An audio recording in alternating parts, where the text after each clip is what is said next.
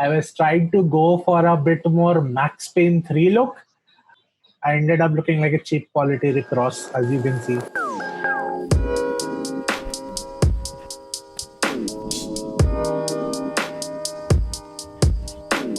Whoa, hello, my friend. Welcome to the first ever conspiracy episode of Don't Be Serious.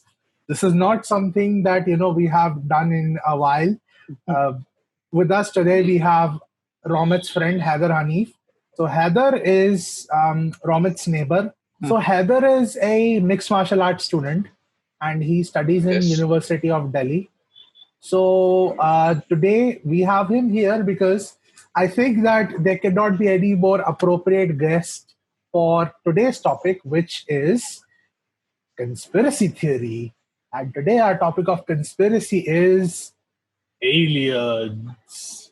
So the basic rundown is that all four of us, including me, we have decided that we will talk about one particular alien conspiracy. So, for example, I have chosen one, Romit and Haider have chosen one each, and Yash has one as well in mind. So I think with that out of the way, and with the spirit of Atithi Devo Bhavaha, let us have Haider start with his conspiracy theory on aliens. Yes. Thank you, Yash, Amber, Romit, for having me.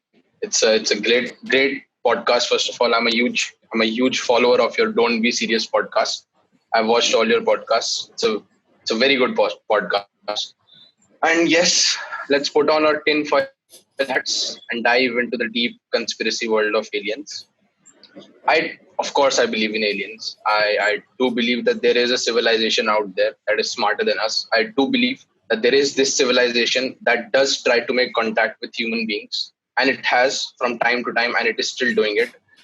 One particular abduction that I really want to talk about, and I really want others to know about, is the Travis Walton abduction. The Travis Walton abduction basically happened on 5th of November 1975. So this happened in Arizona in 1975. What he basically describes, the group of men describes this incident. They were cutting wood. It was a regular day, but suddenly they saw lights emitting from trees, in between the trees. So they went to investigate it, and yes, as I said, it was 1975. Travis, being the boss of the group, he went to investigate further, and what he describes to the police later on is that he described a circular golden disc. It was 20 feet above the ground, hovering, stationary, but it was hovering above the ground. It was 15 to 20 feet wide, and he said the width of the craft was about 8 to 10 feet. It was spinning above the ground and was emitting bluish green light. So now, why this is important is he is giving these details. And later on, when the group was investigated, they all gave the same details separately under a polygraph test. So that is why these little details are very important. So What happened was he started to go close. He was heading towards the aircraft. Other men asked him to back down, don't go near it. But it's 1925. Travis went ahead and he was blasted with what he describes an electric shock. A bluish green light emitted from the craft and hit him in the chest, and he was knocked out and he just passed away. They were very good friends, so they all ran away. They left Travis there. Travis had nothing else to do. He just laid there, and what he describes it as, the next is he woke up inside the craft, and he had 3 humanoid beings around him, and he says that they were wearing orange overalls and they had big head, large brown eyes. So that's very interesting, because then he proceeds to tell the police that he actually attacked these aliens, and they ran away and they left him in the craft itself. After that, he further investigates the craft and comes across a room. And in this room, he meets this perfect, like a Calvin Klein model guy, 6 feet tall, muscular, blonde, white, blue-eyed guy, and he was wearing a helmet. So he was totally like the best looking man he had ever met. And he took him outside to a warehouse where other UFOs were parked. This is what Travis is telling the police. And what he says is that I again met similar men, 2 other men and another woman. Same features. He says that they were not identical, but they were looking like they belonged to one family. And then he says that they gave him something. He was passed out, and the next thing he knows, he woke up back in the forest and he saw the disc, like it just went up, just shot up. So when he went to the police to tell about this after this incident happened, he thought that he was gone for an hour, but he had been actually missing for 5 days. And all his friends were under investigation as to where is Travis.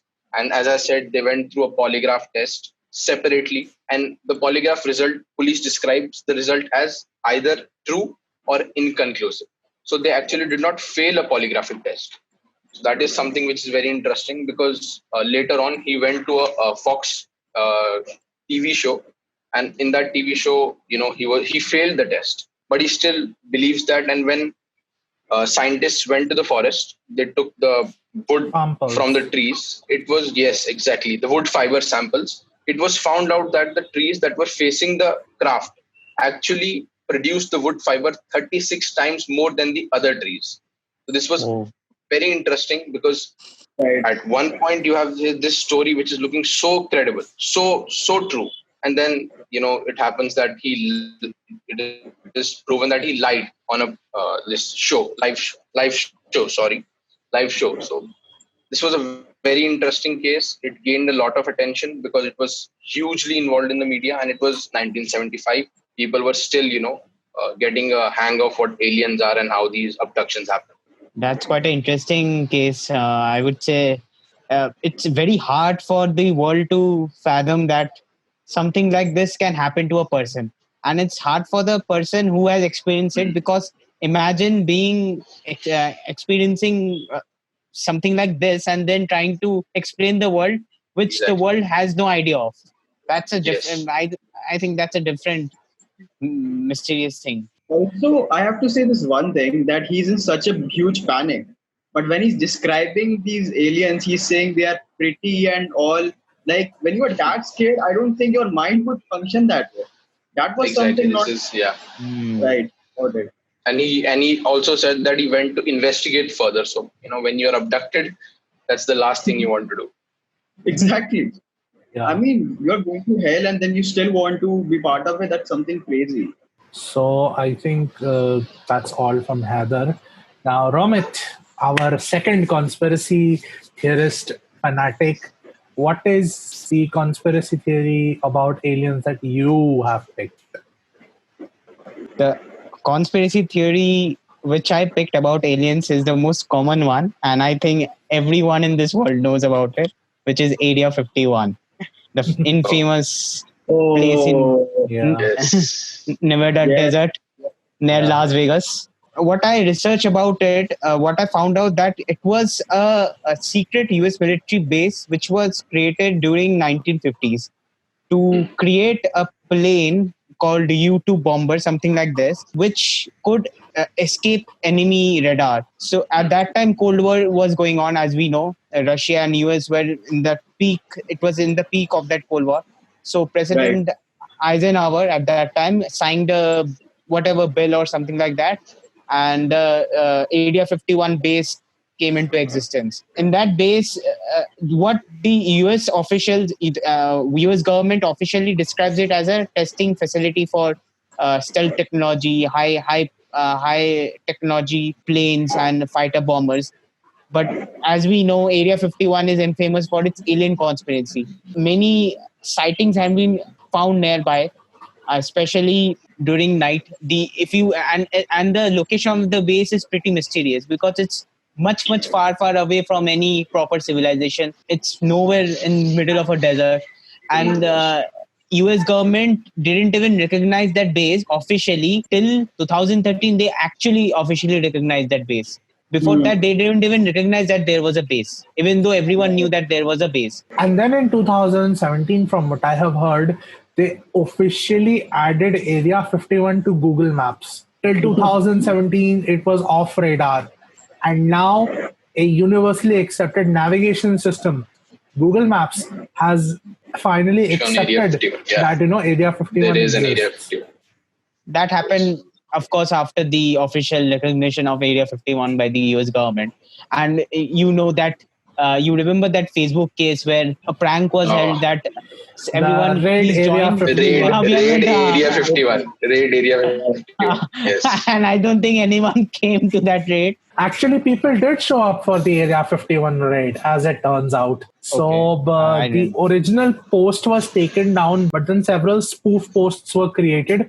And I think it had a turnaround of about 150 or 200 people. Of them, about 15 to 20 ended up marching the 5 kilometer distance to Area 51, and Okay. of them, two ended up getting arrested for infiltrating the base. And so there was, when this raid was happening, there was so many wild rumors that there was going to be a concert, there was going to be this, there was going to be that. There was going to be, we thought that it was good. I personally thought that it was going to be proper apocalypse. Like, there was going to be a literal air raid there on the thousands and thousands of conspiracy theorists. Nothing like that happened. 150 people showed up. Yeah, that whole trend really started just because, people thought it'd be funny. So that's why, out of a sense of humor, they decided to like the page and then agreed to go there. But it was all a joke, I think. I can see it on Romit's face that he wants to say something. What is it? You look like an alien right now. So the thing I want to say was that the people who have visited Area 51 had some bizarre experiences. First of all, if you go to Area 51, which I have heard that from all the real life experiences of people on internet, that you will find some police jeeps, unmarked police jeeps. Not you won't see any official government markings like US Army, US Police, Las Vegas Police, whatever. You will see unmarked jeeps with officials wearing army clothes and very heavily armed people coming and actually harassing you. That why are you here? They will not say that just go back. They will literally harass you and try to beat you, try to extort you, whatever, something like that. And also one more thing, that people who go to Area 51, some of them also had Men in Black experience. If you know, actually, Men in Black concept is not what we see in the movies. Will Smith is trying to. The original concept came from that. If you have any interaction with any extraterrestrial thing or any alien-related things, some two Men in Black people come to your house. They are weird-looking humanoid creatures come to your house. That is what I have heard. This conspiracy, and they come and threaten you that please stay away from all this alien things and all, or else there will be consequences. So this, I have heard that it's a lot common experience with people who visit Area 51, this Men in Black theory. Yeah, I have heard that ufologists or people who have had experiences, UFO sightings and all, they describe the Men in Black as they have pale white skin, they are bald, they are 6 feet tall, they look identical, they have no eyebrows, and they have ruby red lips. That's a particular detail that people mention, like ruby red lips. So they're kind of scary, It's like they are robots or someone created. They're not humans. They don't have that human touch to them. I've heard that. Very creepy. It's very creepy. Also, even the people like working there, like even I've heard and I know that even the people who are working there, and they leave through the service specifically for Area 51, they are still kept under radar for a really long time because of the junk that they might end up sharing. There is this Bob Lazar. I don't know if you have heard about him. He has come forward and he has actually said that he actually worked at Area 51, and he has told everyone everything he saw there. And he does, acknowledge the fact that yes, US is in contact with extraterrestrial beings. They are trying to reverse engineer the crafts which were caught. So yeah, Bob Lazar is one of those people. I've heard of him. He's a very famous alien. Yes. Alien whatever celebrity, you can say. Yeah. Man, I already feel like wearing I feel like we all are wearing tinfoil hats with like some sort of gun in our hand, with like some sort of gun in our hand, and we are like ready to shoot whoever comes around. I really feel like a paranoid schizophrenic. But that aside, I think I will move on to my conspiracy theory, which is, of course, one of the most famous conspiracy theories It is about as famous, I'd say, as the Area 51 conspiracy. It is the Roswell UFO incident. So what happened in Roswell UFO incident was that there's this area called Roswell, New Mexico, and there was a ranch nearby. And nearby that ranch, somewhere like around 4 or 5 kilometers of that area, there was a sort of a flying disc was reported, and people were curious about it. A couple of days later, I believe that one of the that someone who was nearby in a nearby ranch, I cannot for the life of here is his name. His name was William Brazel. So William Brazel was in the nearby ranch, and he went there to investigate it. He found some sort of a rubber, tinfoil, and several other pieces of things lying around there. And so he picked some of them up and he went away with it. Now, afterwards, this ended up creating huge conspiracy theories, all kinds of conspiracy theories that there were aliens, there were this, there were that. Eventually, I believe it was in the. I'm actually checking up the facts here as we go on. So, it was eventually reported that in 1994, it was reported that what had actually crashed there was nothing more than a weather balloon. That's the official statement by the US military. So they have said that there was a Project Mogul. There was a project called Project Mogul, and they had a weather balloon. And so what had actually crashed there was a weather balloon. In fact, this Roswell UFO incident has been described as quite literally the most famous and the most debunked conspiracy theory about UFOs in the history of conspiracy theories, because it was actually tested on 4 separate occasions that it was a weather balloon. And when the Air Force finally released an actual statement way, way, way, way ahead on time, like in 1994 to 1997. At that point in time, the US Air Force released a statement which said that it was just a high altitude balloon or a weather balloon with a weather disk on it. However, a lot of people believe that it was not a weather balloon and that it was just a cover-up story for the fact that it was actually aliens. And till this day, people actually go and visit that area to find answers for themselves. I don't know what they find there. Within this Roswell UFO sighting, what happened was that there was also someone who released some sort of autopsy footage of a alien. It turned out that it was actually a recreation of what had actually happened, what had supposedly happened.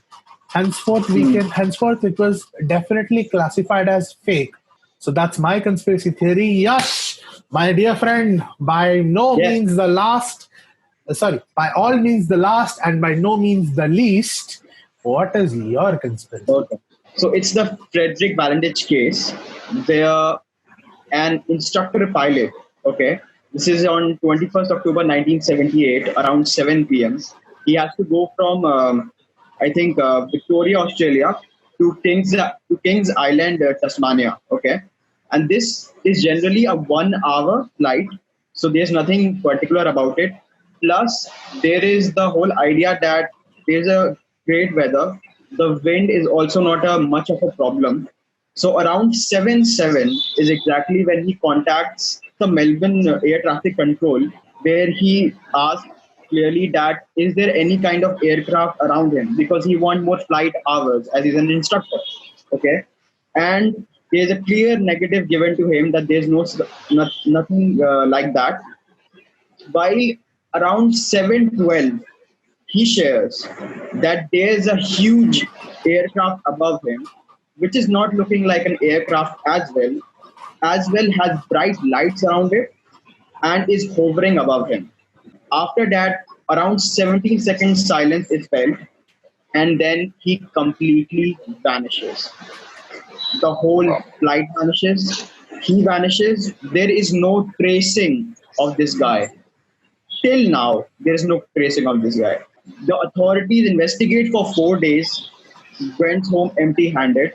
Now, interesting part comes here, which is authority idea behind this disappearance, which comes under the report of May 1982 or something. So, according to that, their official claim, so-called, is that there is no particular reason we can give for this disappearance of Frederick Valentich. They clearly explain this, that there's nothing they can give you that. There's also this case that he was not a very well experienced pilot, and he had actually been about to be prosecuted for flying into cloud like 2 times. Then there are other stories around it, which is he was also a very huge UFO enthusiast himself, and this was also a way for him to initially personally connect with these beings. The whole idea of a man, of a complete fucking aircraft getting disappeared in just 17 seconds and nothing is found is huge. I mean, this is something that is truly scary for us. What I've read is that about 70 to 80% commercial pilots, all commercial pilots, have witnessed UFOs. UFOs are unidentified flying objects. They have actually seen those. But they don't report it because they have pressure from the higher authorities that they should not speak about it. Let's just say one thing about it. Okay, we know by, let's say, almost 1949 is when the first time this UFO incident happens, most probably. Okay, let's go even 1955. 2020 it took for America to finally share the guidelines to how to share the UFO. Any kind of UFO knowledge. A band player like Blink 182, Tom DeLonge, he's writing books about it, man. This is not something he can, he's not even estimating this as anything else than a proper belief that yes, these beings are there, who are extremely fast, who are technologically so advanced that we can't even think about it. And this is the Frederick Valentich case that truly proves that this is something scary, and India, most importantly, has not taken any steps specifically around it. There is a UFO magazine which specifically speculates these issues, and there are some cases around Chandigarh, and there have been around even Maharashtra as well. But there has not been any governmental level legislation done about this. We should not wait at least this much time. Recently, Pentagon also declassified the actual UFO cases, which is pretty scary right now because it's now official. And the footages were actually very alarming because the rate the object were captured is something our normal physics, human, whatever the humans consider as physics is beyond that concept of whatever that was captured. Guys, one thing I want to mention is that whatever we are saying here is our belief in aliens. It's not that we are officially telling you that there are aliens around. It is still not proven that there are aliens around or there are not. So don't go and come after us because we are saying what we believe in. And I think we, all four of us here, personally believe that there are some kind of external things out there in the world which we have no idea of. So I would say these are our personal opinions, but please don't take us seriously here. That is why it's called Don't Be Serious Podcast. We are not officially telling you that there are aliens.